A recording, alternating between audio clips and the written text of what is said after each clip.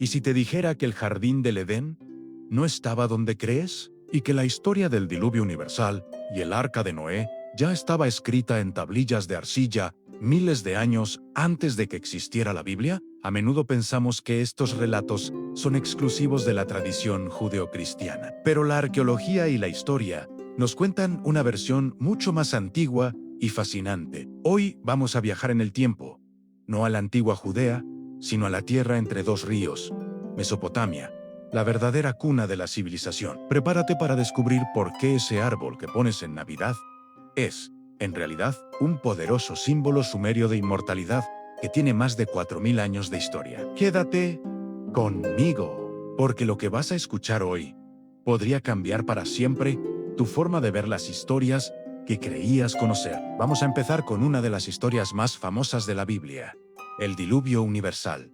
Todos conocemos a Noé, el hombre justo al que Dios le encarga construir un arca para salvar a su familia y a una pareja de cada animal de una inundación que cubrirá toda la tierra. Pues bien, esta historia tiene un precedente asombroso. Si nos remontamos al año 2700 a.C., mucho antes de que se escribiera el Génesis, encontramos la epopeya de Gilgamesh, una de las obras literarias más antiguas de la humanidad.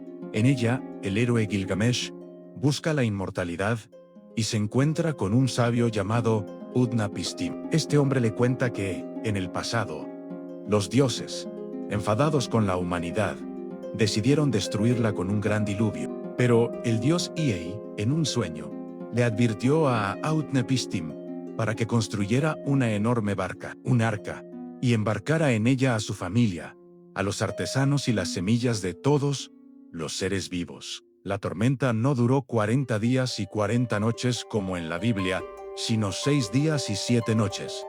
Pero el resultado y el mensaje son prácticamente idénticos: una catástrofe global y un hombre elegido para preservar la vida en la tierra. El relato bíblico no surge de la nada. Es la culminación de una memoria colectiva, un eco de inundaciones catastróficas que azolaron Mesopotamia y que quedaron grabadas en la mente de sus pueblos durante milenios.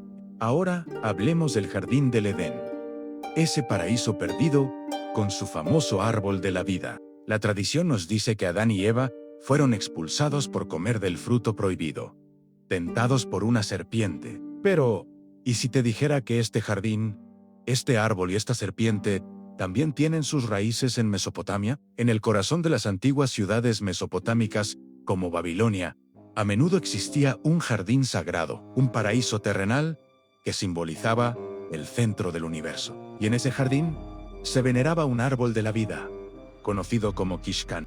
Este árbol no representaba el conocimiento del bien y del mal, sino la inmortalidad, la vida eterna que solo los dioses poseían. Y sí, asociada a este árbol, a menudo enroscada en sus raíces, encontramos la figura de la serpiente. En la mitología sumeria, la serpiente no es necesariamente un símbolo del mal o la tentación. Es una criatura astuta, citónica, ligada a la tierra y a la renovación, porque muda de piel. En un mito, una serpiente le roba al héroe Gilgamesh una planta que otorgaba la eterna juventud. ¿Te suena? La historia no es sobre el pecado original, sino sobre la trágica pérdida de la inmortalidad por parte de la humanidad. Así que cuando decoramos el árbol en Navidad, sin saberlo, estamos participando en un ritual milenario que ya Gilgamesh conocía hace 4500 años, un rito para invocar la vida y la renovación en el momento más oscuro del año. Y aquí es donde la conexión se vuelve aún más directa y sorprendente, especialmente con la Navidad. ¿Por qué celebramos el nacimiento de Jesús el 25 de diciembre? La Biblia no menciona ninguna fecha. La respuesta, de nuevo, está en Mesopotamia. Mucho antes de Cristo, e incluso antes del culto a Mitra en Persia, los mesopotámicos adoraban a un dios llamado Tamuz. La leyenda cuenta que Tamuz era el hijo de la gran reina Semíramis, quien, según el mito, fue concebida de forma milagrosa, impregnada por los rayos del sol. Tamuz era un dios pastor, asociado a la vegetación y los ciclos agrícolas. Cada año, moría al llegar el calor del verano, descendía al inframundo y luego, gracias al lamento y la búsqueda de su amada, la diosa Ishtar resucitaba, trayendo de nuevo la vida a la tierra. ¿Y cuál se consideraba la fecha de su nacimiento? El 25 de diciembre, coincidiendo con el solsticio de invierno en el hemisferio norte. No es una coincidencia. El patrón se repite en muchísimas culturas en el día más corto y oscuro del año, cuando la noche parece vencer. Nace un dios solar, una nueva luz que promete el regreso de la primavera y la vida.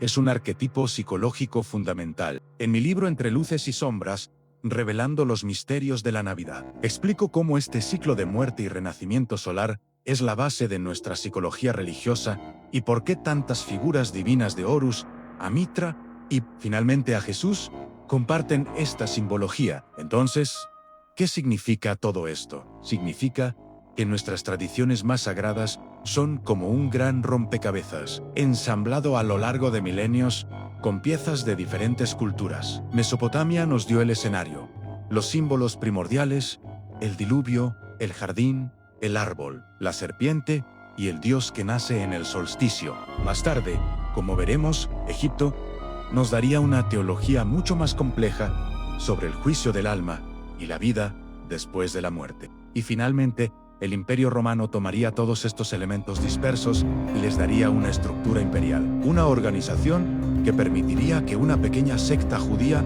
se convirtiera en la religión más grande del mundo. La Navidad, tal y como la conocemos, es el resultado de esta increíble fusión cultural. Las historias que nos contamos son mucho más antiguas y universales de lo que imaginamos. Si quieres profundizar y leer la historia de Tammuz, o entender cómo cada pieza de este puzzle encaja, toda la investigación está detallada en mi libro.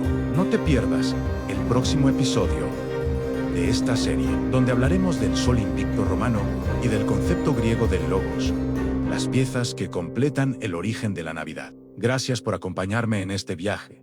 Y si te ha gustado, no olvides suscribirte para no perderte el siguiente video. Nos vemos pronto entre luces y sombras.